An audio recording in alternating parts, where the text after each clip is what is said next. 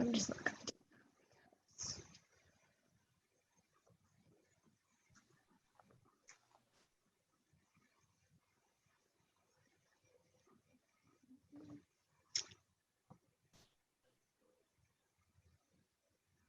All right, Mary, if you want to start things off, we can. I will. Thank you, Michaela. Hello, everyone, and welcome to the Book Club at the Center, Birchfield Penny Art Center's monthly book club meeting. I cannot tell you how excited I am to welcome tonight's author, whom I feel many of you already know. Evelyn McLean Brady is a familiar face in Buffalo's literary circles, Catholic organizations, and service organizations all around our fair city. I'm so happy that she's here with us tonight, and I know you will be if you don't know her once you meet her. For those of you joining us for the first time, my name is Mary Kozub, and I am the Museum Education Manager at the Birchfield Penny Art Center. One of the joys of my job is to run this book club, which began over 11 years ago as a docent initiative. We started by reading books that were read by Charles E. Birchfield, our namesake, if you will. And we did that to find out what he admired, all in an effort to deepen our knowledge of him and our better understand the art that he created and has given to us. Shortly thereafter, though, we decided we would read works written by our own area authors from our region, and there are so many of them. We have already welcomed over 60 living authors to this book club, but tonight we're just delighted that Evelyn will be joining us.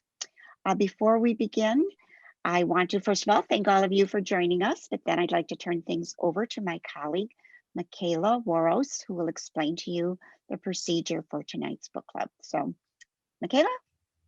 Okay, so welcome everybody for tonight's webinar. And for those who are new, those who are returning, you already know the spiel I'm going to give, but we are recording it this evening. So if you are able to watch this entire book club or want to watch it again, we are recording this. So you can always request a link. And throughout the night, you're allowed to ask questions to the author, Evelyn. So please use the Q&A button at the bottom of the screen. And throughout the night, I will be asking your questions to her. So, and use the chat box if you want to talk to everybody. And Michaela, will you mention who's actually recorded and who will be seen? Yeah, so only the panelists, so myself, Mary, Evelyn, and Eleanor will be the ones seen on screen, none of the participants. Thank you. So now I'd like to turn it over to Eleanor Ash. Many of you know her. She is a docent here at the center, and Eleanor has graciously offered to serve as the facilitator for tonight's event. As such, she has the honor of introducing Evelyn to all of you. So I am going to turn it over to you now, Eleanor. Thank you very much, Mary. Evelyn McLean Brady is an author, editor, and poet. She taught high school English in private and in the Buffalo public school system. And she retired as the co-director of the Buffalo Teacher Center. Evelyn lives in Buffalo, New York. She is the mother of 2 sons and a daughter, and is the grandmother of 5. And she has been a lifelong participant in peace and justice movements, as well as ecumenical and interfaith events. I've known Evelyn as a member of the Ecumenical Women's Book Discussion Group known as Wellsprings, and they are still in existence. I also have known her as she blessed me by asking me to participate, to help out a little with one of the major books that she edited called Peace Prince. And it was a tribute to Sister Karen Klimczak, who was murdered in the halfway house that she had for people who had been imprisoned. Evelyn had put much, much, much sweat and tears and work into the books that she edited, including one for her husband, who passed away before this was published. But it is his book, but I knew that this was something I had to face. As a young girl, I was a very spiritual kid. I loved to read about the saints. I went to mass all the time. We were raised in a very confined, kind of a narrow understanding of religion. The church was central to my growing up. So the nuns told us the best way to be closest to God and to serve others is to be a sister. And I remember in 5th grade, the sister told us, and she said, and how many want to be sisters here? And I raised my hand. But it was a feeling that I had that maybe this is the best way to live a life. And I went through many ups and downs over making the decision, but I finally did. And when I met the Mother General, whose name was Mother Bride, Brady is a kind of an affectionate name for Bridget and for Irish people, but they called her Mother Bride. And when I met her, she told me she wanted me to meet her spiritual director, Father Hugh Brady. And he had just been assigned to my parish. He'd been the spiritual director of the seminary, and the seminary wasn't exactly agreeing with his theology. It was just the middle of Vatican II. For those of you who don't know what Vatican II is, it was a huge worldwide movement to renew the church. Anyway, Father Brady moved to my parish the very summer I was entering the convent, and I went to talk to him. He had counseled many people going in the convent. What I didn't expect was I found him one of the most gentle, loving, caring. I connected with him immediately. And I'll read a little passage about that first meeting. Before I get to the passage, what happened to me is in talking to him, I felt such a palpable attraction to him, physical attraction. And I got very uncomfortable sitting there. So I told him I'd like to make a cup of tea. And I got up, went into the kitchen of the rectory just to get myself together. And this is what I wrote in the book about that. I've experienced similar emotions when attracted to other men, but this is completely different. It's sudden, like a lightning strike or a sudden shower of stars. The feelings are physical, but beyond physical. There's something right, something true. But these are feelings about a priest. A priest is another Christ, a man with a special calling. A priest is set apart from us, a man who belongs only to God. I know my feelings are unacceptable. So that meeting, the first meeting I had with Father Brady, was so astonishing because he just had the ability to listen so deeply to another person, and not just to me, but to other people, that I shared my life with him, and I felt so close to him, and he was extremely, extremely accepting of me. When I left the rectory that morning, I write this: as I walk down the rectory sidewalk, Yeats's "Is it the leaf, the blossom, or the bowl?" comes into my head. Is it Father Brady, myself, or my vocation? When I get into the car, I don't turn on the ignition. I sit back and say, oh my God, love at first sight is real. I am in love. And I have fallen in love with a priest who is a person. So that was an interesting summer. I was preparing to go in the convent and meeting Father Brady every week and falling deeper and deeper in love with him. But I did go in the convent, and I have a lot that I wrote about the convent.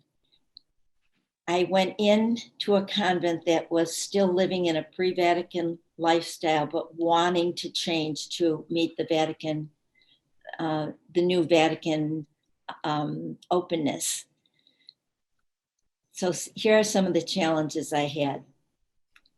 If I wanted to talk to a superior, I had to kneel down in front of that sister. I'd have to wait for her to acknowledge me. And then I'd have to ask her for like a bar of soap or something. I found it really difficult to kneel down in front of adults. And I was already 24.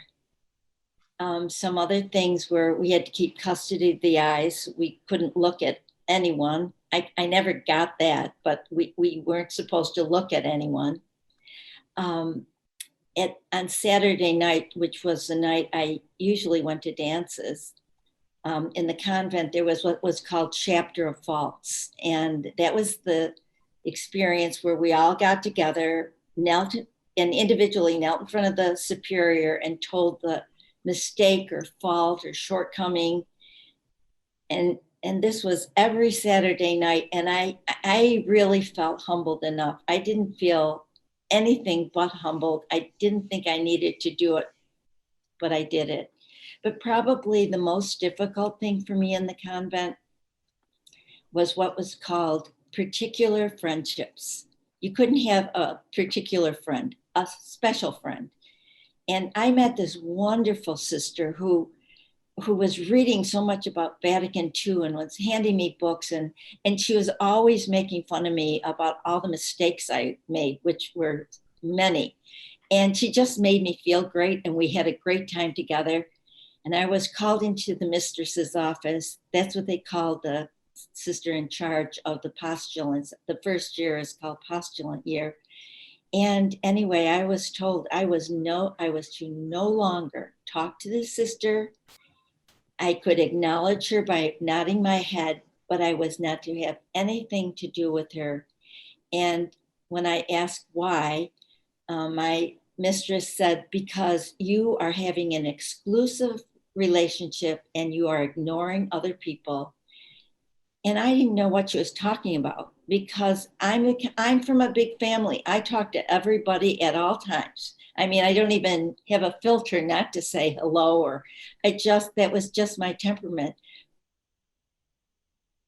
Yeah, he said, with Vatican II and the openness, there's something called the third way. And the third way is that nuns and priests can be in love with each other, can stay celibate, can support each other in their ministries, but have this deep love for each other. And I knew I was staying in the convent. I would do anything to have a relationship with this man. So I say in my book, it was the 60s. I said that we were flower children dressed in black. We were filled with idealism. We could do this. So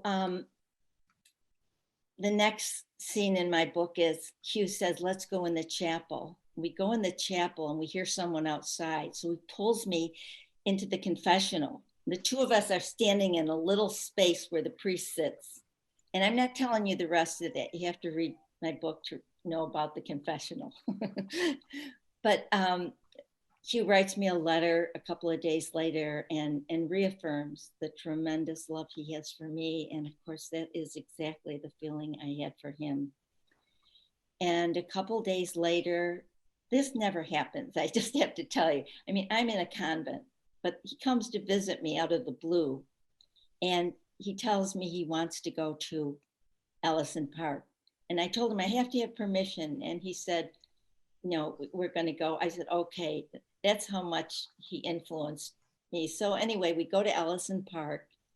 And our time in Ellison Park is so beautiful. It was a gorgeous winter day. And we knew we had something that was just so undeniable. And what were we going to do? And it was in Ellison Park next to a blue spruce tree that we expressed in a fuller way and physically, affectionately, what we meant to each other. And so that blue spruce is still there. And why I love that blue spruce is I always felt that blue spruce was part of our experience of sharing love, how nature can absorb what humans do and how humans can absorb what nature does. And that night in the convent, I'm torn apart knowing this is not the third way, but I'm torn apart. And then I remember the blue spruce. And at the beginning of my book, I wrote that night, and I put in my book a little haiku. A mother blue spruce felt our love rise through her trunk, memory keeper. So that blue spruce is still standing, and I feel is a witness to this unique love we had. So that semester was pretty wild. I had spiritual direction from Hugh to it trained me to take my vows. We both were totally in love with each other. And that day he told me I had to tell the Mother General of the order that we were in love. Now, Hugh was her spiritual director. I can't tell you how lowly you are as a novice compared to the Mother General. In fact, I just can't even express the distance between it. And I told him I couldn't do it, but he insisted that he didn't want to betray her. He didn't want us to do anything behind her back.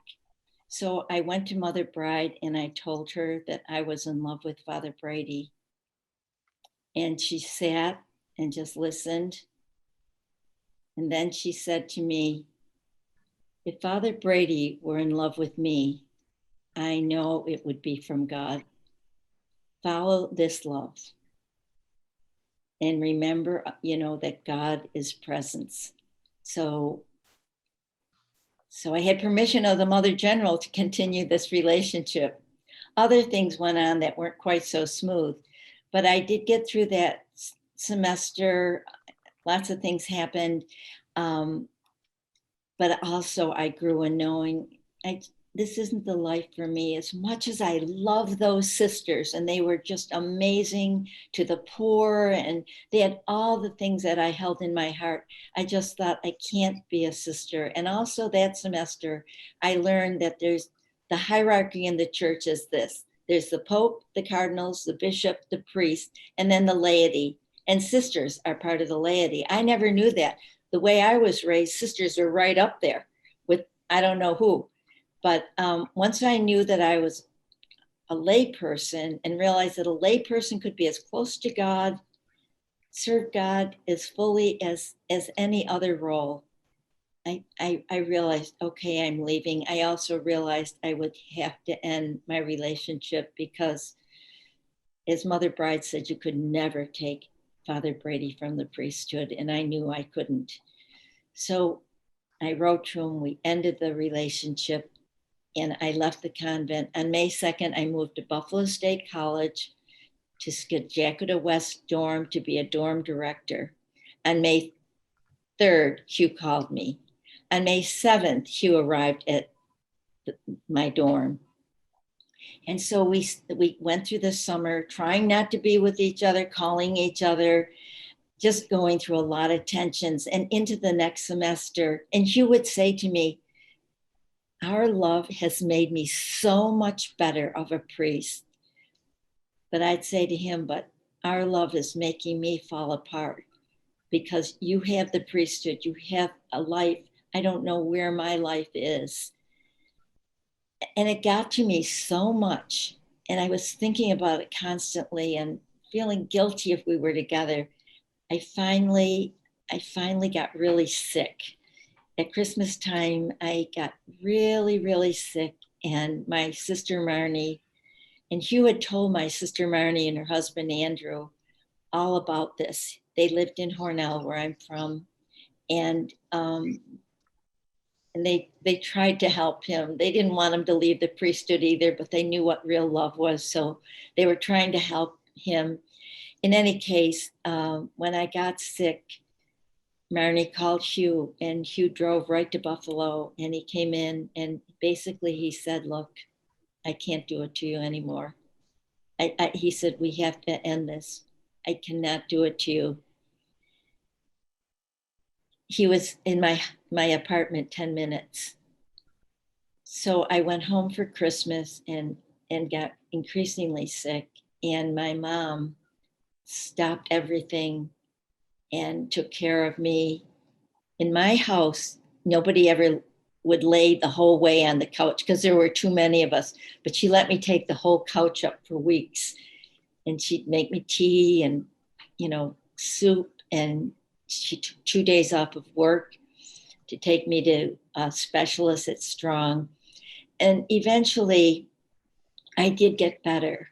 I wasn't right back to health, but I returned to Buffalo State for the second semester and I was devastated. I never knew how much the spirit could affect the body till that illness. Although Mother Bride did tell me once that the body is the soul's what's it when you can magnify something. I just can't think of the name of it. Megaphone. So in other words, you can't separate your body and your spirit. If your body's sick, there might be something that your spirit feels sick with too.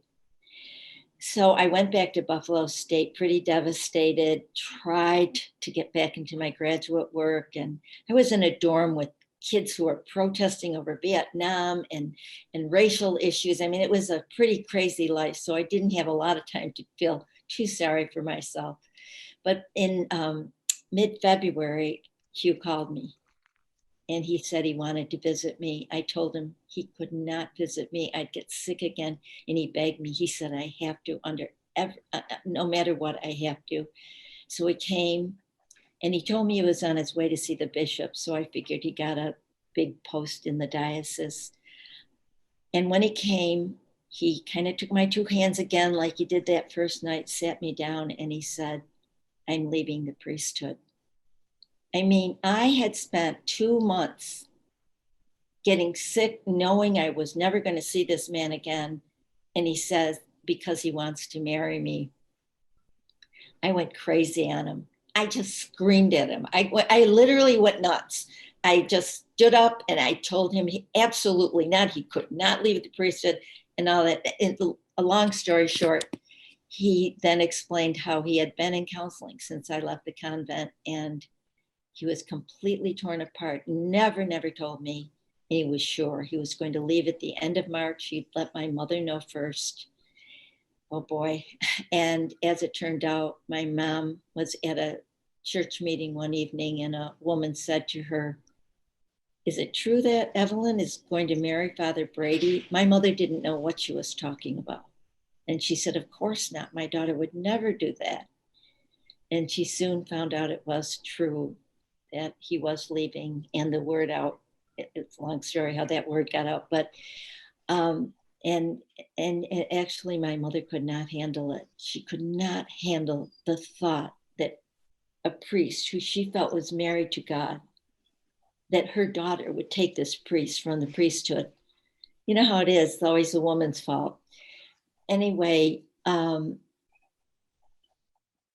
Hugh did leave. He eventually got a job with General Motors, training people, managers, and he lived in St. Catharines. I was at Buffalo State.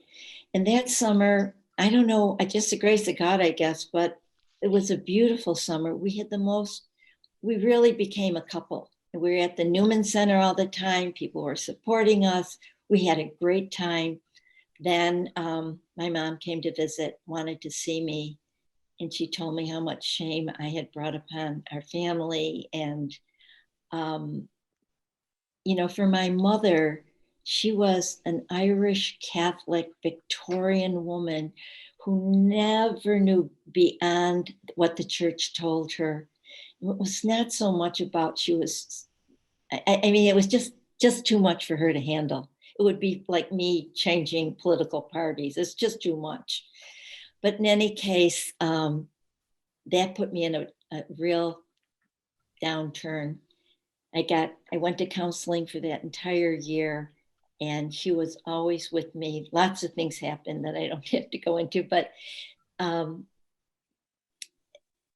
by spring, I had actually come out of it, and I felt good. And my counselor said, "You're going to be fine." I felt I had learned what detachment from my mother was. I did have some communication with my mom too. My mom was a very, very kind person. So she knew I had a toothache. She'd make sure I was be okay. But still she suffered a lot over this. And I was very deeply attached to my mother. So by spring, when things were getting better and we were talking about marriage, and July 4th, which is my birthday, Hugh came in with this little basket and it was filled with these little boxes, all decorated. And I kept opening the boxes, and in one box was an engagement ring. And it's funny how it struck me, but I thought, if I accept this ring, I am losing my mother. And I couldn't move. And I told Hugh, who was ultimately understanding of me at all times, but not that day. He walked out the door and said, I don't care about you. I don't care about your family. I am leaving. Do not contact me. I mean, he and I have been talking about getting married, and I did not accept the engagement ring. Went back to counseling. By the end of the summer, I woke up one morning and I said, no matter what, I'm giving up my mother. I'm giving up everything. I'm going to marry Hugh. At that point, Hugh wasn't so ready to say, okay, everything's fine. He'd been so deeply hurt. Nonetheless, we got back together again and got married the following Christmas. And I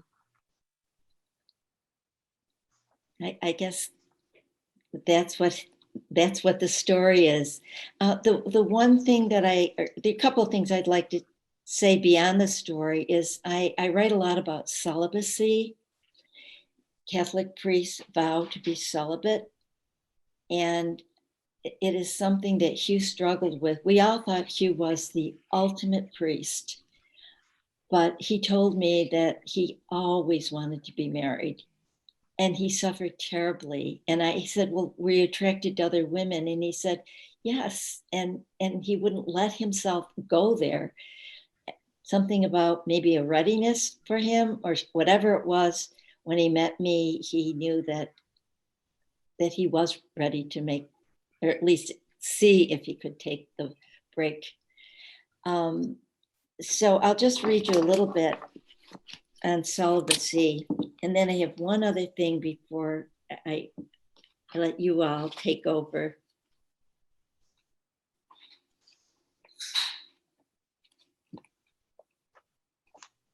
I have so many passages marked the third way. I don't know why.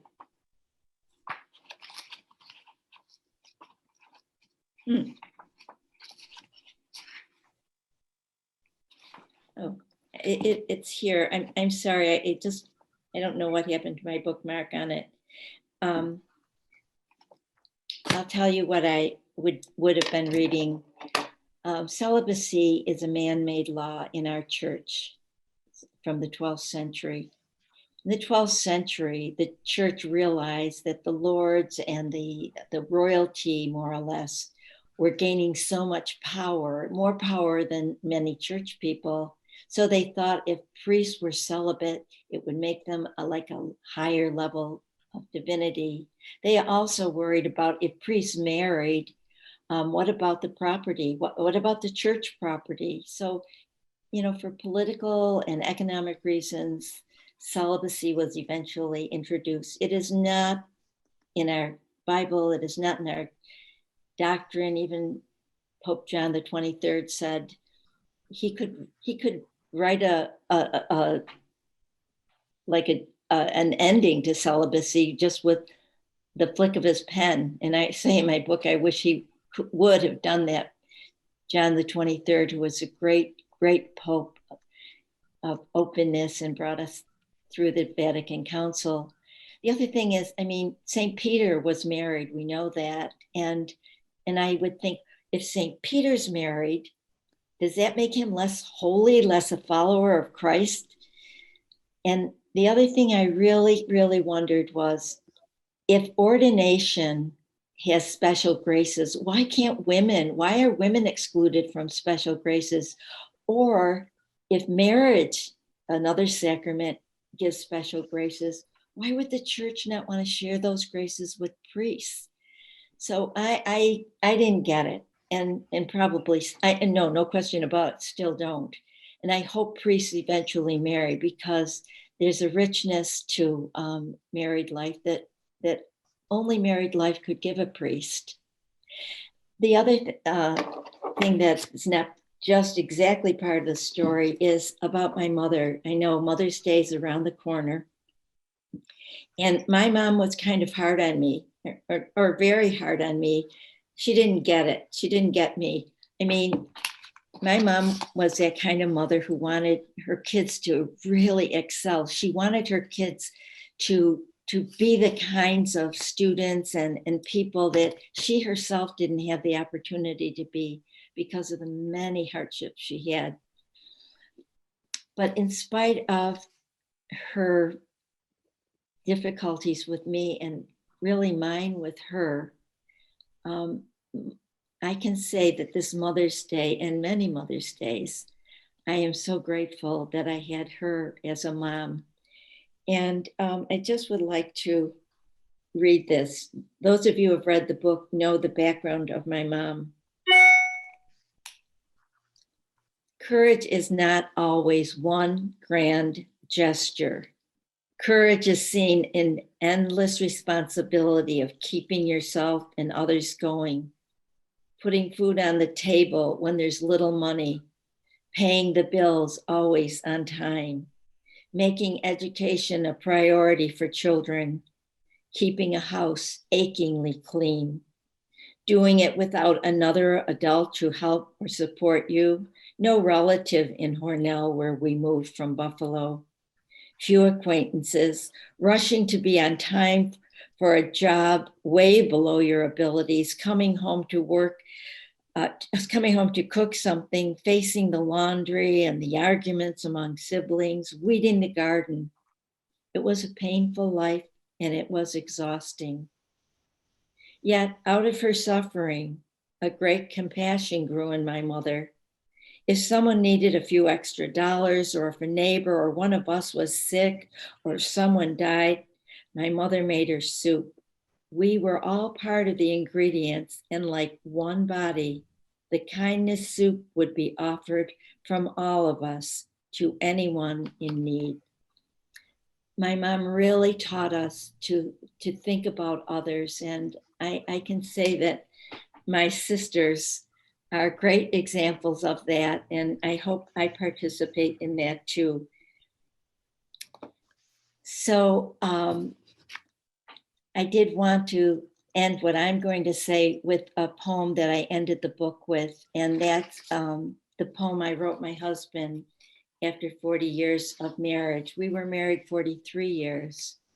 We lived in the house across the street 47 years. But this is the poem I wrote. 40 years of loving. We found love in winter, 1,000 layers of snow and ice melted into springs of new beginnings. Summers of children and each other blossomed before autumn brought a new kind of loving.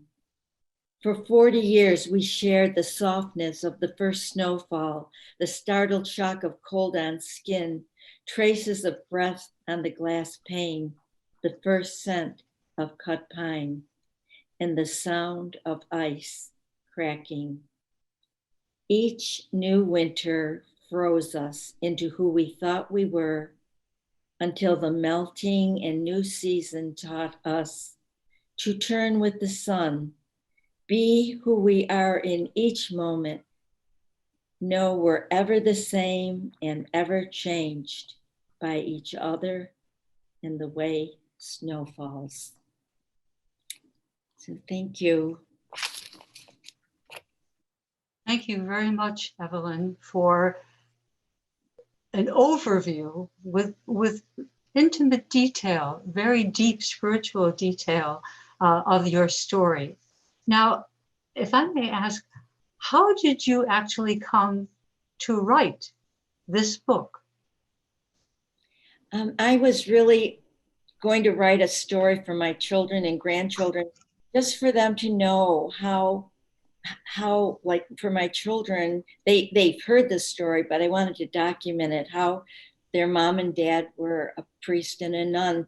I mean, I remember my son Matthew in third grade came home one day and said, Mom, isn't it a little weird that my mom's a nun and my father's a priest? And I said, well, we aren't anymore. And he said, well, you just act like it. And I said, why? And he said, all those prayers and everything, my friends don't do all those prayers.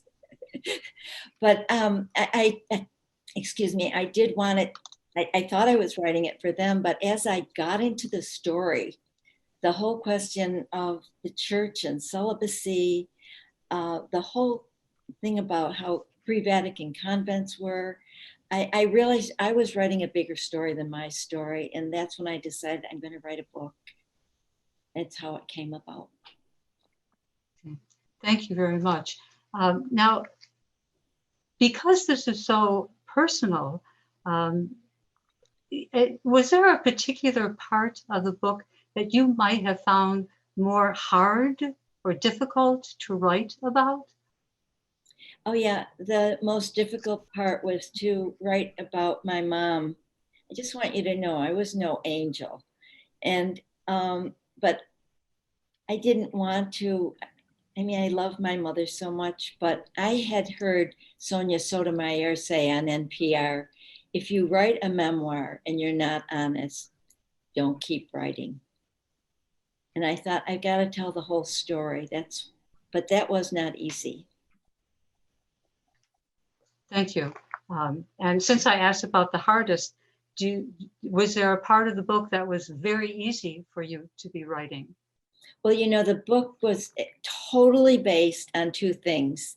And if you see the cover of the book, you can see there's a lot of writing around the picture of Hugh and me when I was a canonical nun.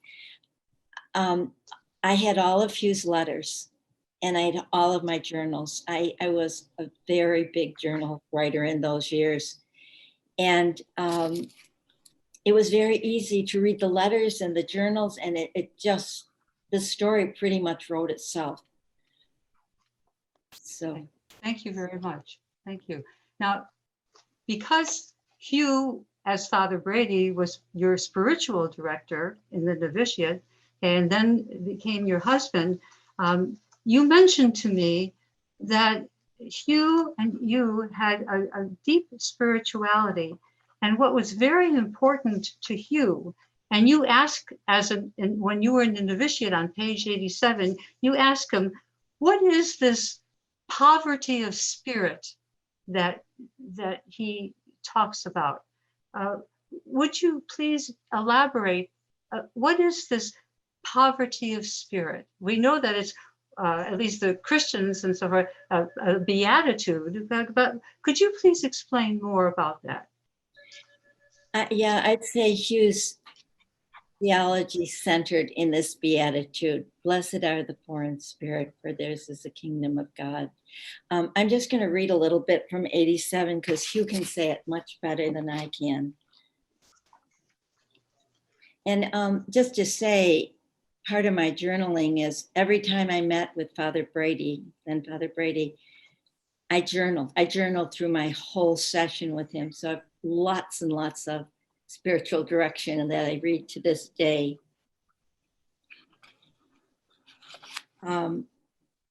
During one appointment, he returns to his favorite theme. All you have to do to be at one with God is to accept yourself just as you are.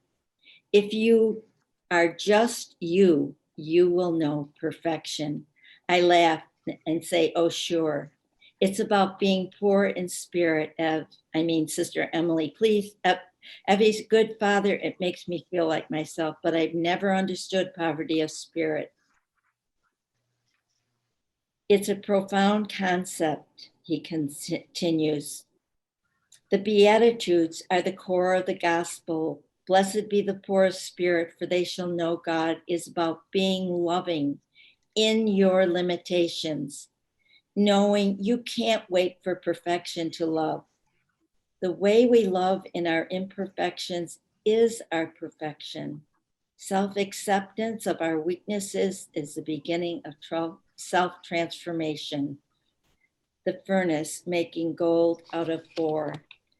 So I know this will be shocking to people because Hugh and I were married for 47 years, but Hugh never criticized me in 47 years of marriage because he knew that we all have weaknesses, that we all have to be accepted in our weaknesses, and that is the only way we grow in love.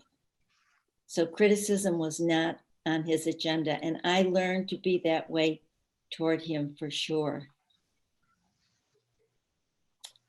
So we Thank have you. sorry. So we have a bunch of Q&As coming in for you, Evelyn. So I'll start with the first one. This is from an anonymous attendee. It says, thank you for this book talk. What a story. This has been an amazing talk. You were lovesick, so visceral. The body and the spirit were so connected.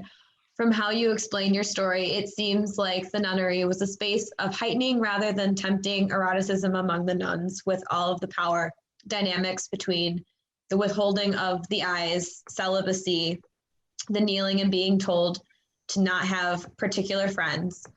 Were there other love affairs that you heard about? Nuns who fell in love with each other, nuns and parishioners who fell in love with the priests?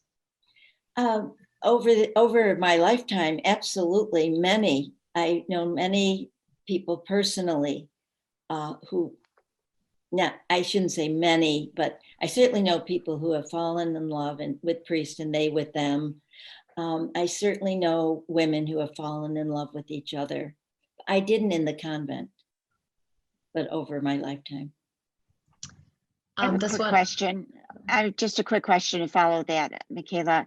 Is there, because I too know nuns and priests who met and fell in love and married. So is there an organization? Is there a group? Do you find each other? Is there a deep understanding? And I love in how you said an inactive priest, because with the hope that the church would finally understand that priests can be priests and be married. So I guess that's a two-part question. Number one, is there a way that you come to know one another and support one another? And just comment on the inactive priest.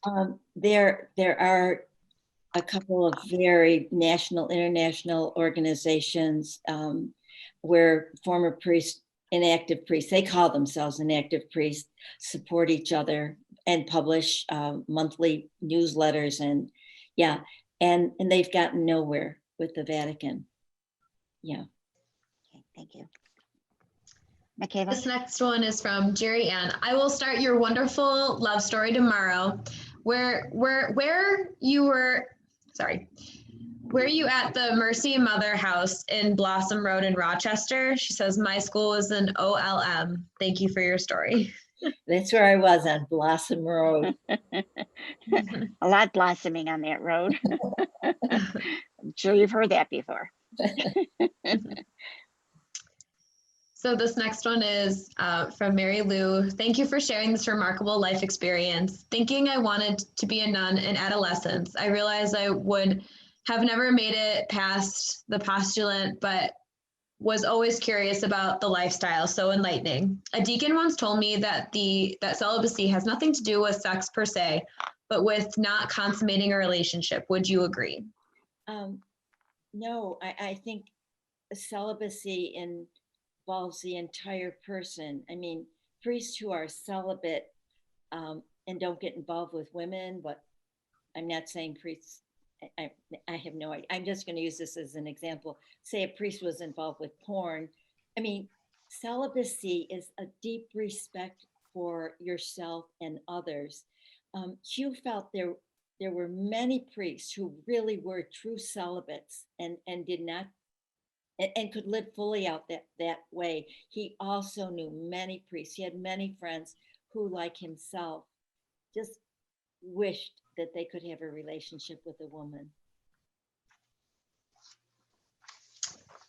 This next question is from Catherine. She says, You were so strong. As an Irish American from Buffalo, I realized how difficult the next stage of the Catholic Church would be for you. However, I know of priests who owned their feelings and, like you, broke the glass ceiling, keeping true to their vows and yet found love in the most complete way. My mentor, John Fahey in Chicago, was the best priest I ever knew. When he retired, he married the love of his life.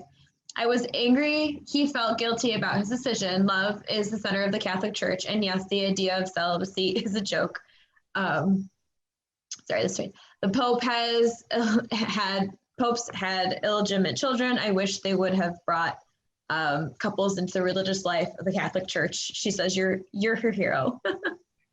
So it wasn't a question, more of a statement. There's a question from Marion.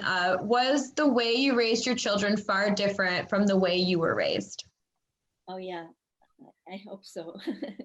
I hope so. I mean, I was raised by a Victorian mom who had nothing and could hardly make it through life because she had no support. I had all the support in the world. And so I think my children grew up in a much fuller, loving situation.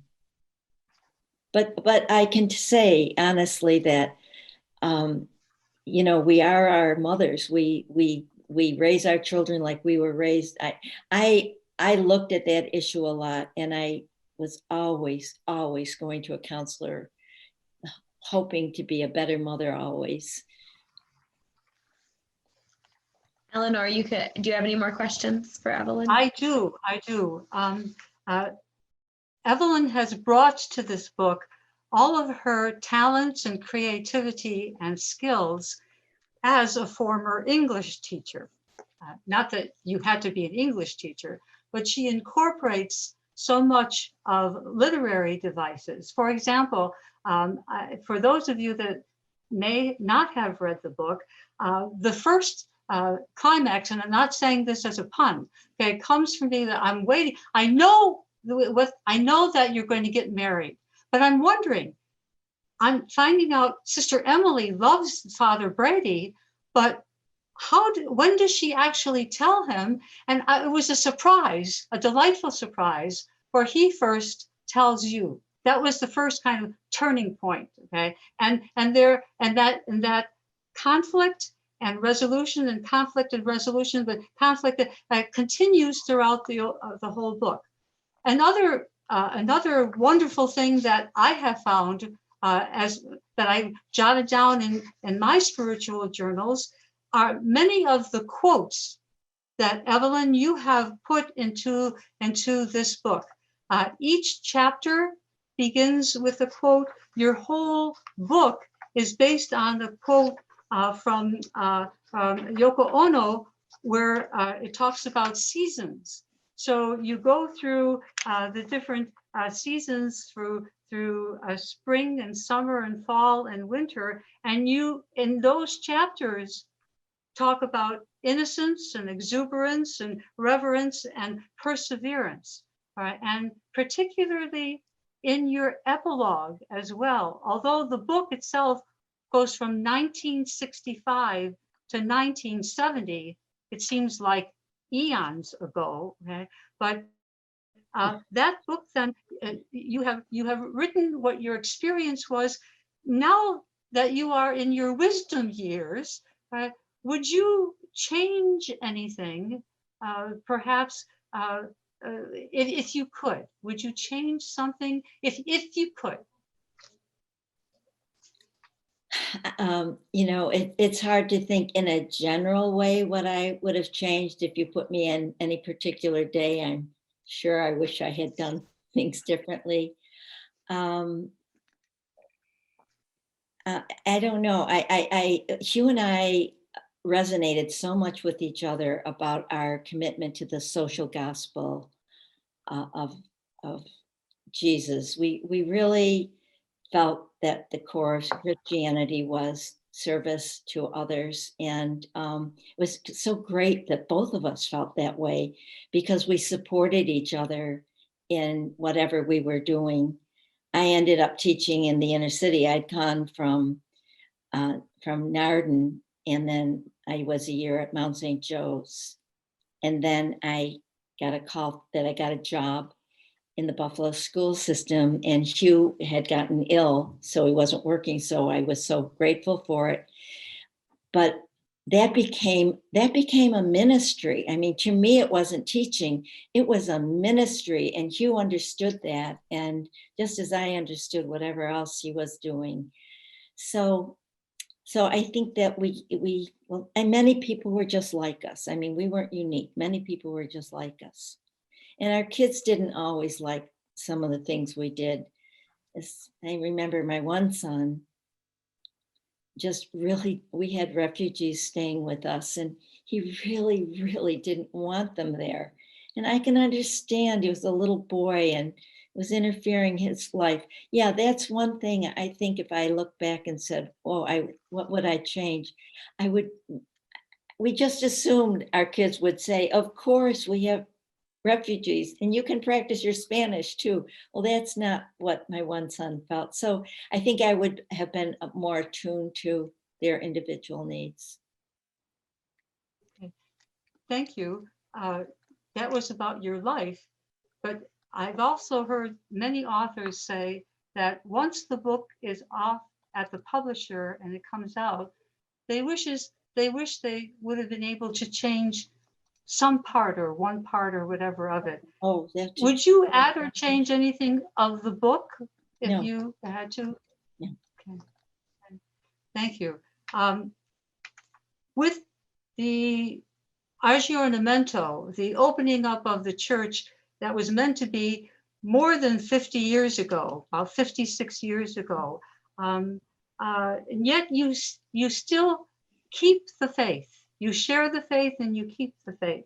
Is there something else besides the celibacy issue that you would like to see in the church, since that was such a deep part of your and Hugh's life? Until the Catholic Church embraces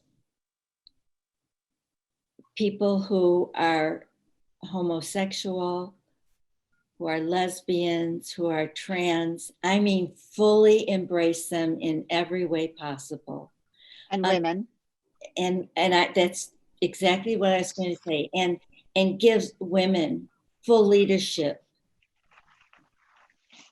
Yeah, my embracing, my personal embracing of the church cannot be full until I know that our church is doing exactly what Jesus did when he walked on this earth. It's a beautiful answer. Thank you, Evelyn. Yeah, it is. Well, Evelyn, beautiful is a wonderful word for everything that you have done with this book, Evelyn. You've put a lot of work into it, and it shows. And I highly recommend that even if people have heard an overview of the story, to get the book, okay, to really get the book. And I'm not sure if you wanted also to, I'm not sure if everybody else had a problem, but I was cut off from this talk that we're having, and I was able to come back on. I'm not sure how that happened. Did you happen to read the haiku that you did at the beginning, that you wrote? I did. I read it. Yeah. You read that. Okay, that you read that, because it went. You did a haiku from the beginning of the book before the main part, and then you read your poem from your 40 years of marriage at the end, literally the last page of the main part of the book. And I think that you went from beginning to end. And did you explain to the people about the necklace that you're wearing, Evelyn?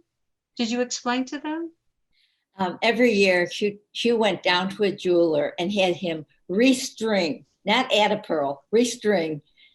So I have 43 pearls on a necklace. It was, I got one pearl when I got my first anniversary. But before we leave, I wonder if I could just say a couple of things. The cover of my book was designed by Elaine Martin Kevich. And she actually embedded the blue spruce branches into the green.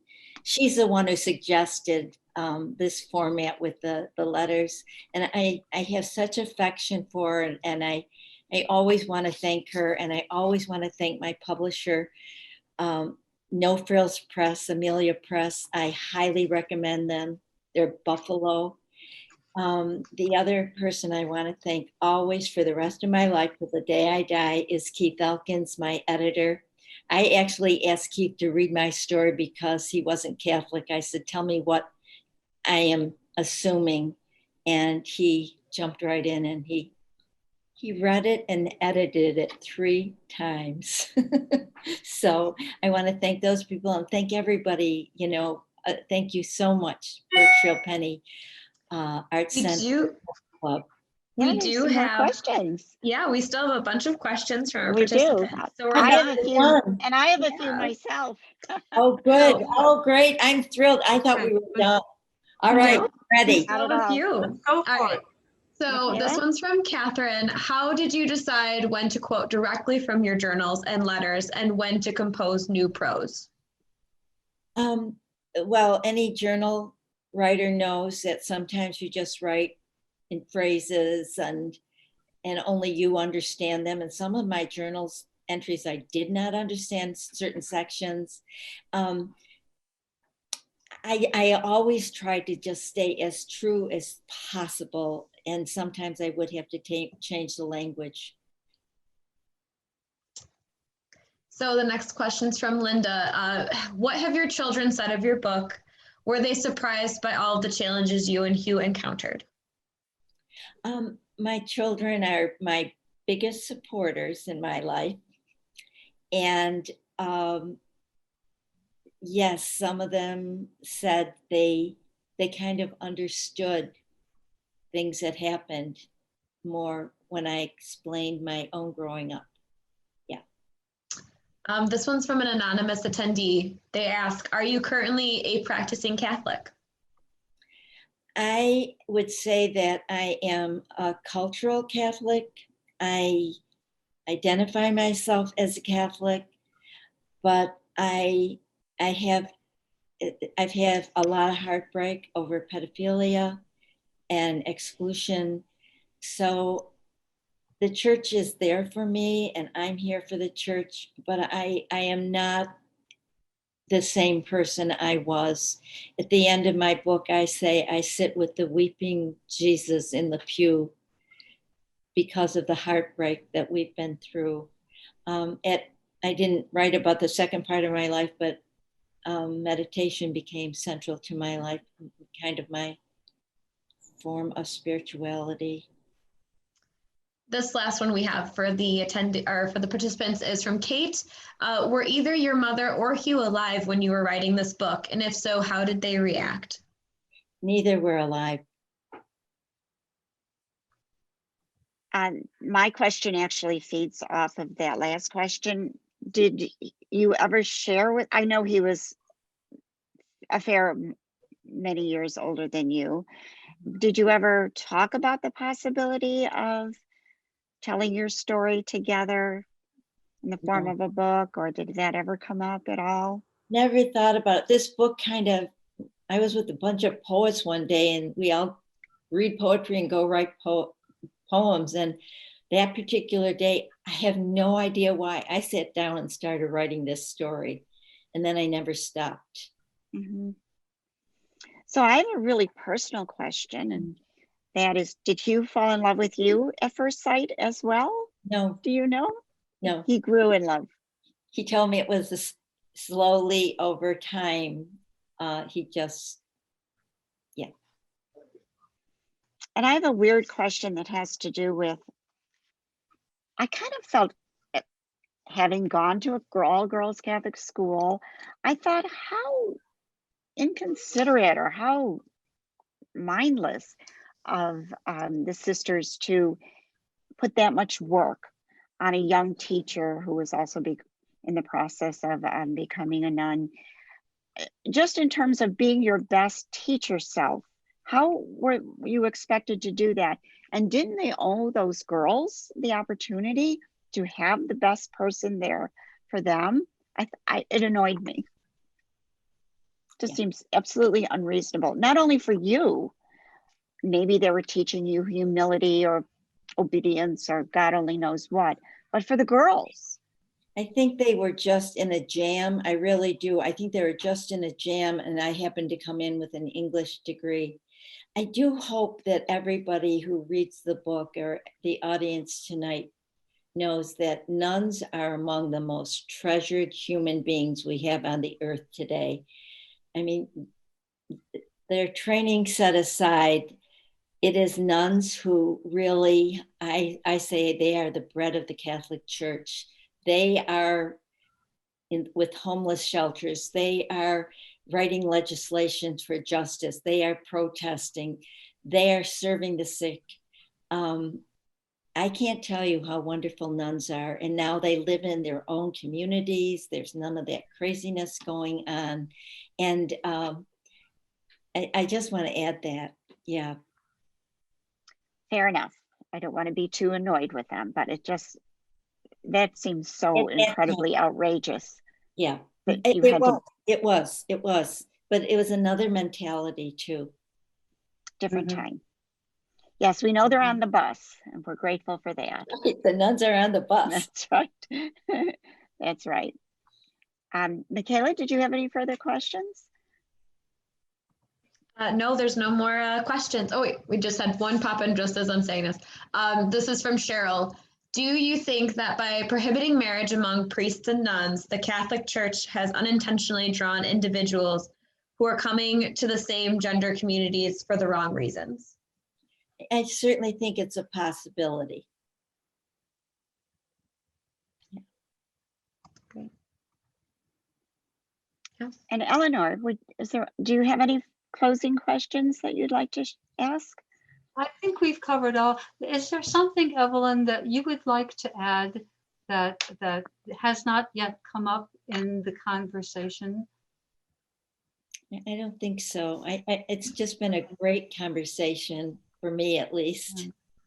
Thank you. I really admire the support that you had from your family, and from like the Newman Center across the street from Buff State. Okay, you had a community there, and your family as a community, and their full support of what was in this book. It was a community effort, so to speak. Okay, I saw the number of people who were reading through the text as well before it came out. So those of you that have not read the book, there's also a wonderful epilogue that Evelyn wrote, and the pictures, and also the addendum for a prayer of the faithful on Hugh and Evelyn's wedding day, which is really very beautiful as well. So I highly recommend the book. I just would add that addendum, just to say quickly, was written by my sister Marnie and her husband Andrew. The early church had a couple witness to what should love and marriage be. And they did that with 6 little kids at Christmas time. And the reason I treasure it so much is we lost my sister Marnie about 5 years later. And some of her kids are watching this tonight. And they had a really wonderful mom. As long as you mentioned Marnie, for those of you that do not have the book, I'm not sure if you can see, but in the dedication page, Evelyn has put in the form of a visual of a chalice. I'm not sure if you can see, she's formed the dedication words, and they're in the shape. It's a shape poem of a chalice with a paten on the top. And would you like to read that dedication, Evelyn? Or would you like me to read it? Okay. You go right ahead. Would you like to read it? Okay, it says, I offer this writing in gratitude to my mother, Patricia, and my father, Eric, who gave me life, and to life itself that gave me my story, and to my sister Marnie and beloved Hugh, and the new love stories of Eric, Matthew, Marnie, those are her 3 children, Benjamin, Madeline, Raymond, Grayson, and Maeve. Those are her 5 grandchildren. So we are a priestly people, even though there may be a different understanding by some of that. Thank you, Evelyn, for that full book. And I'd like to thank Michaela for helping us out tonight, and you, Yes, Eleanor, for facilitating. And of course, you, Evelyn, for gracing us with your beautiful story and your beautiful warmth tonight. I'd like to invite everybody to come back in 2 short weeks on May 20th, when we will welcome Elizabeth Licata. Let's see if I can hold her book up. It's not so much a book club meeting as it is a book discussion about her latest guide, which is called Secret Buffalo. It's so wonderful. I bought a copy. My daughter-in-law paged through it and then left with it, so I had to buy a second copy. I was happy to give it to her.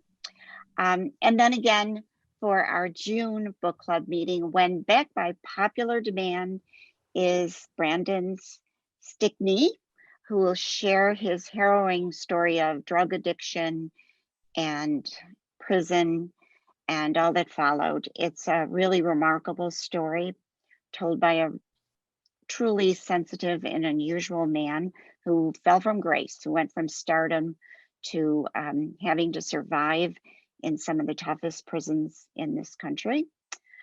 And then come visit us at the center. We are open. Evelyn said she went there and loved the new exhibitions. And please be sure to join us on, what's that day again, Michaela? May 15th at 10 a.m. Thank you, for our family day. So if you have any little ones in your life, please check that out. They're always so wonderful. It is virtual, but in a very short order, we will be back in person on the front lawn having an outdoor family day. This one will feature the artist Kateri Ewing, who will do a watercolor project. And if you register, there are still watercolor sets available. It's free, no charge, just like this evening. So please check all that out. And I want to just repeat what Eleanor said. If you haven't read the book, please do so. Please pick up a copy at our local bookstores. We always want to support our local bookstores, or you could borrow my copy. I'll be happy to lend it to you. And thank you so much, Evelyn. It's just been one of our best book club evenings. I just can't thank you enough. Thank you all. Good night, everybody. Good night. And I put all of the links to our upcoming events in the chat, so they're there if you want to register. Thank you, Michaela. Good night, everyone. Good night. Good night.